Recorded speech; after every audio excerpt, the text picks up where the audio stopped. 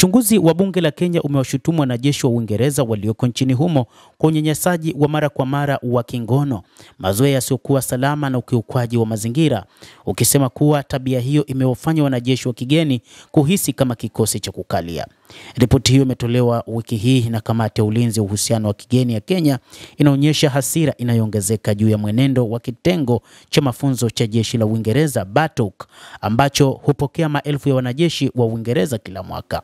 Wizara ya Ulinzi ya Uingereza iliambia Reuters inajutia sana matatizo yanayohusiana na uwepo wake wa kijeshi na kusema iko tayari kuchunguza madai yoyote mapya mara ushahidi utakapowasilishwa. Hii si mara ya kwanza kwa Wakenya kuzungumzia suala hilo.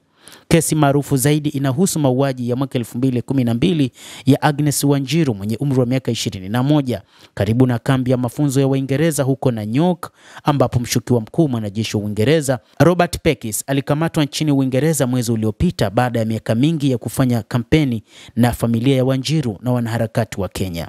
Amekanusha kuhusika na kifo hicho na sasa nakabiliwa na kesi ya kurejeshwa.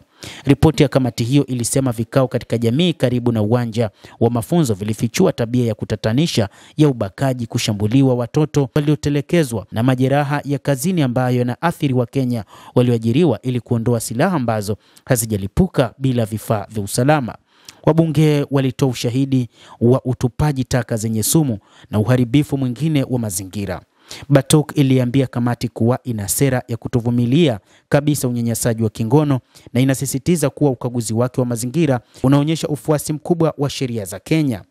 Makubaliano ya sasa ya ulinzi kati ya Kenya na Uingereza yalitiwa saini mwaka 2021 na yatakamilika mwaka ujao na kuweka mazingira ya kile ambacho kinaelekea kuwa mazungumzo mapya. Bunge la Kenya limewashutumu wanajeshi hao wa Uingereza miongo kadhaa ya unyanyasaji wa kingono, mauaji, ukiukwaji wa haki za binadamu na uharibifu wa mazingira walipokuwa wakifanya mafunzo yao.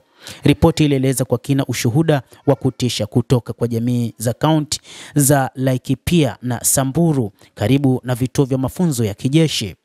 Wanajeshi hao wa Uingereza wanatuhumiwa kukwepa uwajibikaji kwa kukataa kushirikiana na uchunguzi wa bunge. Tume kuu ya Uingereza nchini Kenya ilisema inasikitika kwamba uwasilishaji wake haukuonyeshwa katika hitimisho la ripoti hiyo na ikathibitishwa utayari wake wa kuchunguza madai hayo chini ya mamlaka yake kikamilifu mara ushahidi utakapotolewa. Kwa miongo kadhaa wanajeshi kutoka kituo cha mafunzo cha jeshi la Uingereza nchini Kenya wamekuwa wakifanya mafunzo katikati ya Kenya. Hata hivyo uwepo wao umekuwa ukibua utata, huku wakikashifiwa kwa tabia zisizo za kimaadili na ukiukwaji wa haki za binadamu. Zaidi ya wanajeshi 1000 wa Kenya hupata mafunzo ya kijeshi kutoka nchini Uingereza kila mwaka, huku maelfu ya wanajeshi wa Uingereza wakitumwa Kenya kwa mazoezi ya kijeshi. Endelea kutufuatilia mtazamaji, na nikusihi tu usisahau kulike, usisahau kucomment, kadhalika na kusubscribe channel yetu hii. Utakuwa ukipata habari hizi kwa mapana kupitia The World News. Mimi ni Adam Hussein, endelea kuwa nasi wakati wote, endelea kutufuatilia. Utafahamu mengi juu ya kile kinachojiri katika ulimwengu kupitia The World News.